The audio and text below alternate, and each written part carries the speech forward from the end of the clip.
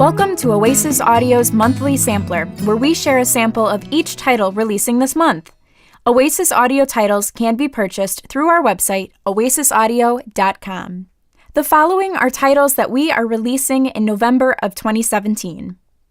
Upward, Inward, Outward, written and read by Daniel Fusco. If you're reading this, I know something extraordinary about you. You're alive. That's a tremendous gift, and it's also terrifying.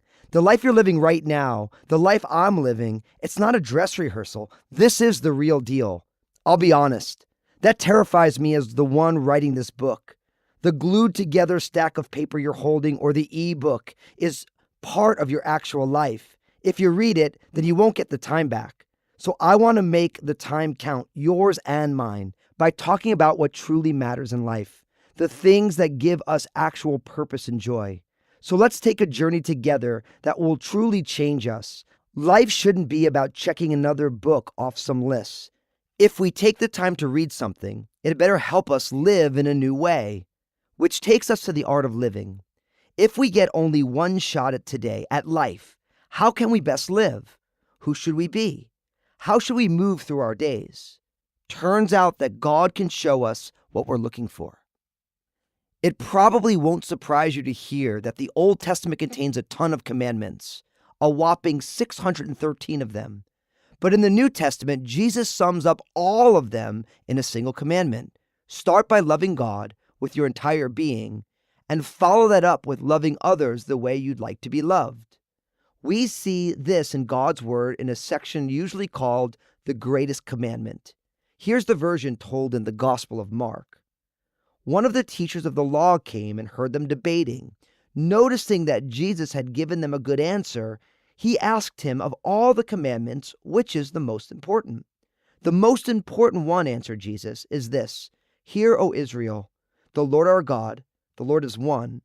Love the Lord your God with all your heart, and with all your soul, and with all your mind, and with all your strength. And the second is this: love your neighbor as yourself. There is no commandment greater than these. Well said, teacher, the man replied. You are right in saying that God is one, and there is no other but him. To love him with all your heart, and with all your understanding, and with all your strength, and to love your neighbor as yourself is more important than all burnt offerings and sacrifices. When Jesus saw that he had answered wisely, he said to him, You are not far from the kingdom of God. And from then on, no one dared ask him any more questions. The scene starts when a first-century super lawyer, not a court of law practitioner, but an expert in the law of Moses, asks Jesus a question. And the question seems to be motivated by a pretty good instinct. Just because he's a lawyer doesn't make him a bad guy in the story. He notices that Jesus is giving some great answers to all the trick questions that the religious leaders are peppering him with. So he goes for the cliff notes. Remember those? You'd have a test coming up about, say, Moby Dick. Except you were only on page 13 of the book and the test was the next day. So you'd grab one of those black and yellow lifesavers, and an hour later you'd be set. That's similar to what the super lawyer is doing. He must be thinking to himself, this teacher knows all the answers. Let's take a shortcut through all the extra stuff to see if he can answer the question that actually matters. It's our question too. How are we meant to live? With all the distractions and different ways of living, what's the main thing? And then, how do we actually live it out? Upward, inward, outward. As we see in Mark 12, Jesus' answer is deceptively simple. Love the Lord your God with all your heart, with all your soul, and with all your mind, and with all your strength. And love your neighbor as yourself, verses 30 and 31. Heart, soul, mind, and strength. These make up your control center, your emotions and will, your intellect, and your bodily abilities, pretty much all of you. During the time when Jesus was ministering, faithful Jews would have recited part of the greatest commandment every day. Some of them would have even carried it around on index cards in their pockets and had it displayed on the lock screens of their phones. It was a big deal. But Jesus did something even bigger with it. See, there's a movement to what Jesus talks about here, and the movement defines our lives. Upward, inward, outward. That's the movement described in the greatest commandment. Loving God takes us up. Learning how to love ourselves takes us in. And then we go out and love our neighbors. And what's fascinating about Jesus' answer is that we already live upward, inward, and outward. We can't help it. All of us relate to God in a certain way. All of us treat ourselves a certain way. And all of us treat others a certain way. That was a sample of Upward, Inward, Outward. Up next, we have a sample of Your Magnificent Chooser, written and read by John Ortberg. God gave you 2 eyes, 2 ears, and 1 nose, 10 wiggly fingers, and 10 useful toes. But of all of those parts, the big and the small, your chooser just might be the best part of all. A rock doesn't have one, nor does a tree. But I'll tell you who's got one. It's you, and it's me. You can't really see it. It's on your inside, for choosers are shy, and they quite like to hide. There are wonderful things that your chooser can do. For your chooser, you see, is what makes you just you. Your chooser says yes. Your chooser says no. And your chooser says, there's someplace I like to go.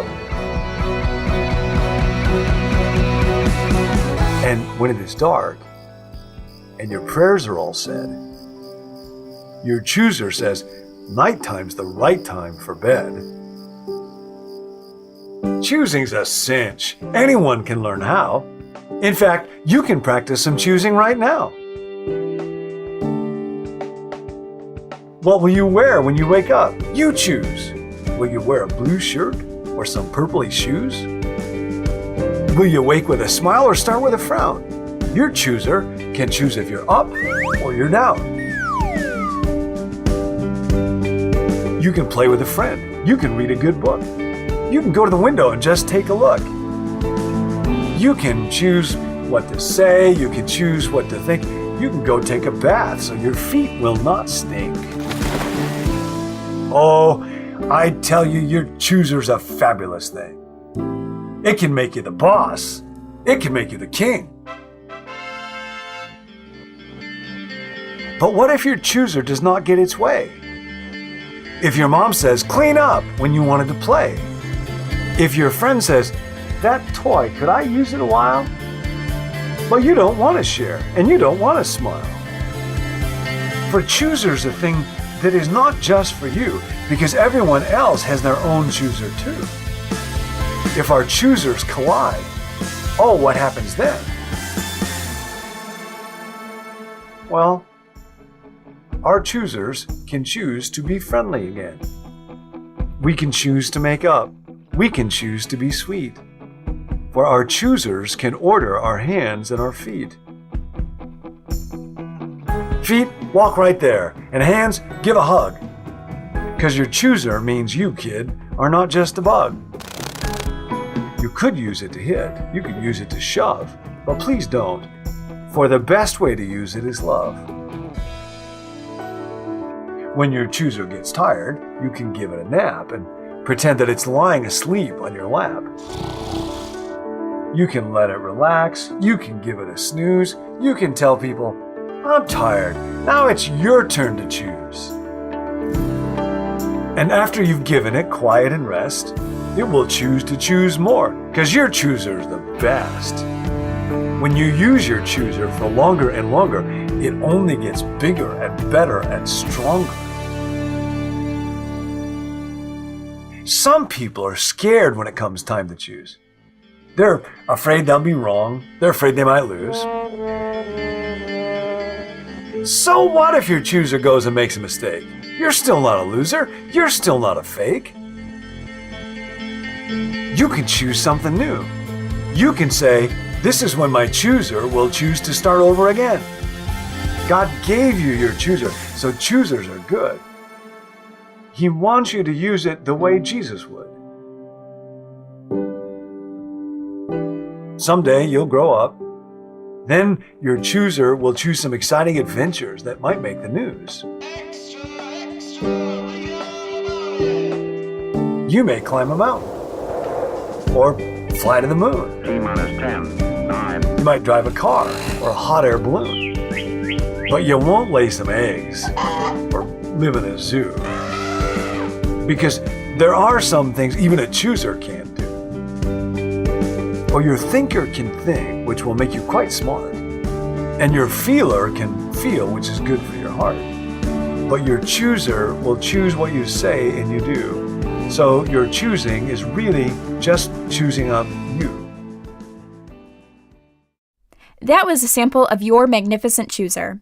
Up next, we have The Lopsided Christmas Cake by Wanda E. Brunstetter, read by Rebecca Gallagher.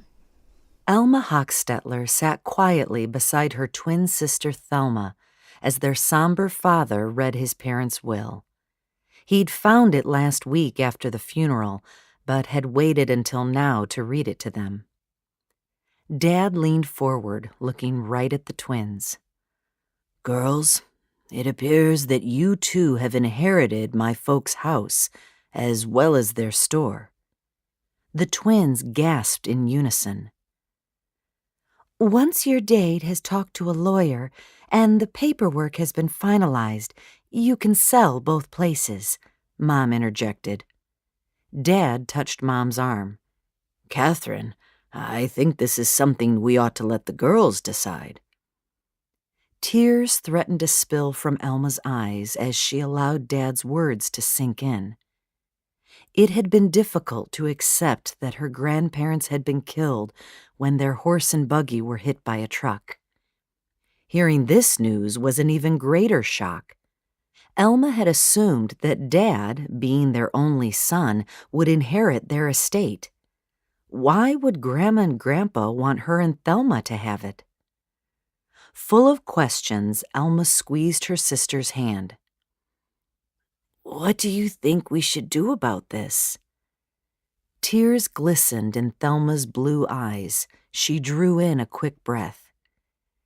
"If Grandma and Grandpa wanted us to have their house and store, I think we should honor their wishes." "But you can't move all the way to Indiana. We rely on you both to help at our store here." Mom's forehead wrinkled. "Besides, your grandparents didn't run things the way we do." "You worry too much, Catherine." Dad removed his glasses. "We'll hire a couple of girls to work in our store. The twins can run my folks' business however they want." He looked at Alma and Thelma. "In fact, I think you ought to go there as soon as possible." Mom's brown eyes widened. "Why, Jacob? Why the rush? This is a big decision." "It's not good to leave my parents' house sitting empty too long, and my folks' store needs to be up and running again. Their community relies on it." Dad rose to his feet. "I'm going out to the phone shack and call one of our drivers. Thelma and Alma, you need to get packed." Drying her tears, Thelma smiled. "This could be an adventure. I don't know about you, Alma, but it feels right to me." Alma nodded slowly, although she felt overwhelmed. Looking around their parents' living room, a lump formed in her throat. This was the only home she and her sister had ever known. Taking over their grandparents' place in Topeka meant she and Thelma would have to move 300 miles away. Fortunately, they had experience running a store, since they'd been helping at their parents' general store from the time they were girls. But they weren't girls anymore. Although they looked much younger, Alma and Thelma had turned 32 last month. They still lived at home, and neither of them was married or even had a serious boyfriend. There really was nothing keeping them here. The question was, would they be able to take on such a monumental task by themselves? That was a sample of The Lopsided Christmas Cake. We hope you've enjoyed this month's sampler. For more information, check out our social media channels. We're on YouTube, Facebook, Twitter, and SoundCloud. Have a great day!